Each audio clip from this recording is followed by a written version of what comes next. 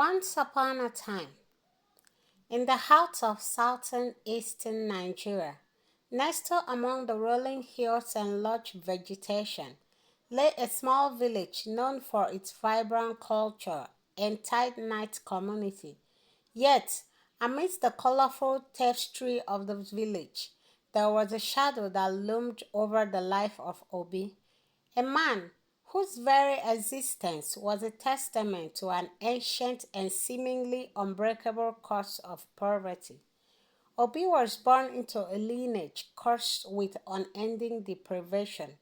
His father, a poor farmer, left him with nothing but the heavy inheritance of destitution. This curse was whispered among the village, a legacy passed down through generations like a dark cloud that no one could escape. Obi's home was a modest hut, barely standing against the elements, with walls so thin that the constant battle with rats for food was a daily reality. Obi's days were a relentless cycle of labor. From dawn until dusk, he worked on various farms, toiling under the scorching sun for menial wages that barely sufficed to keep food on the table. The villagers, although often struggling themselves, looked down upon him. They were so poor that even the most poorest in the village called them poor. Even those who had little referred to them as the poorest. His existence was a painful reminder of the generational curse that plagued his family. Despite the harshness of his life, Obi's spirit was sustained by his grandfather, an elderly man with a heart full of wisdom and hope. The old man would sit out with Obi, recounting stories of ancestors long gone and urging him to persevere. He will say, Obi, you are the light that can break this curse. Pray fervently, work diligently, and the change will come. We cannot let the shadow of poverty define us forever. Obi took these words to heart. Even when the weight of poverty seemed unbearable, every day was a struggle, and the villagers, mockery stormed like a relentless thistle. They would remind him of his family's plight, often suggesting that his predicament was destined to repeat. Despite this, Obi kept searching for opportunities, even when it meant working on farms without pay, hoping against hope for a turn of fortune. Amidst the struggles, Obi's heart found solace in a tender, unrequited love. Neka, the most beautiful woman in the village, captured his heart with her grace and charm. But Nneka's mother, Madame Uju, was a fierce guardian of her daughter's future. To her, Obi was a symbol of all that was wrong in their lives: poverty, hopelessness, and despair. She despised Obi with a venomous hatred and made it clear that he was not welcome near her daughter.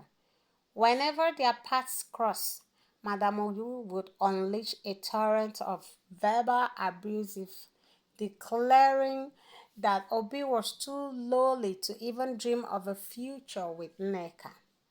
Obi's heart ached, but he never wavered in his affection for Nneka. He continued his daily grind, hoping for a miracle that one day changed his fortune.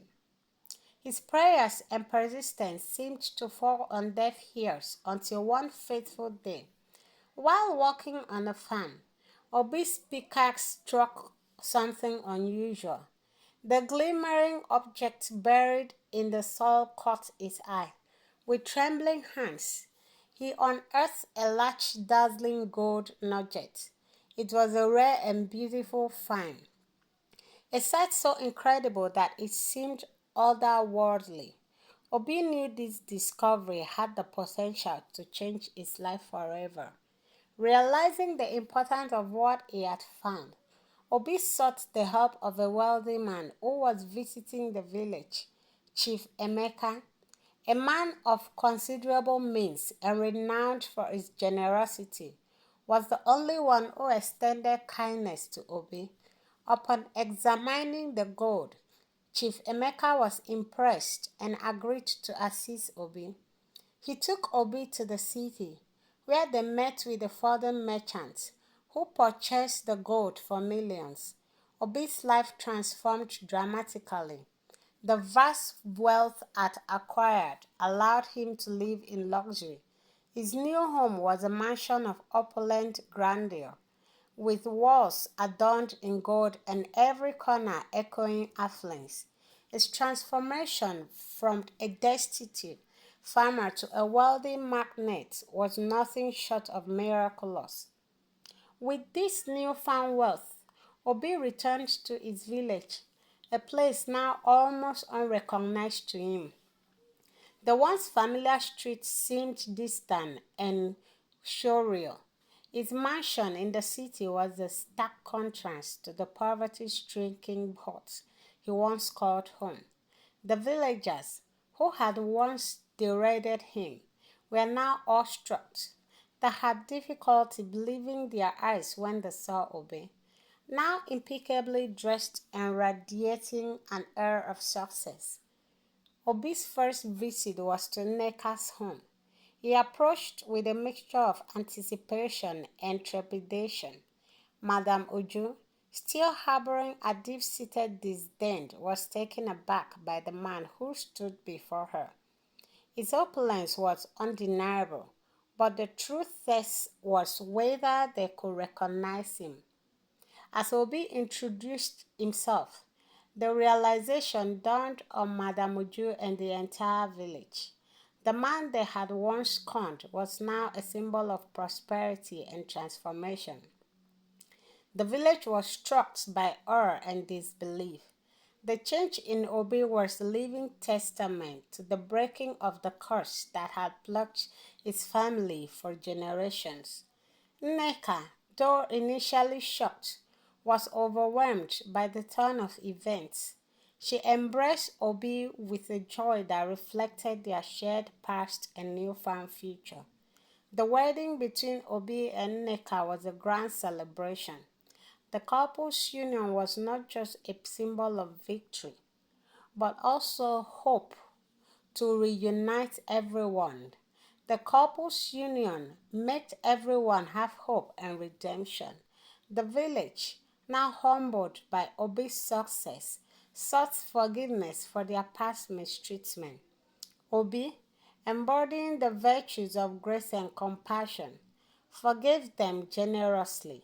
He used his wealth to transform the village, funding the construction of schools, healthcare facilities, and improving infrastructures. The village, once a symbol of poverty, became a beacon of hope and progress. Obi and Nneka moved back to the city, where their happiness was unbounded. Their story became a legend, a tale of perseverance, love, and the breaking of generational curses. The moral of Obi's story is clear and profound. The darkness of circumstances can be overcome through relentless faith, hard work, and compassion.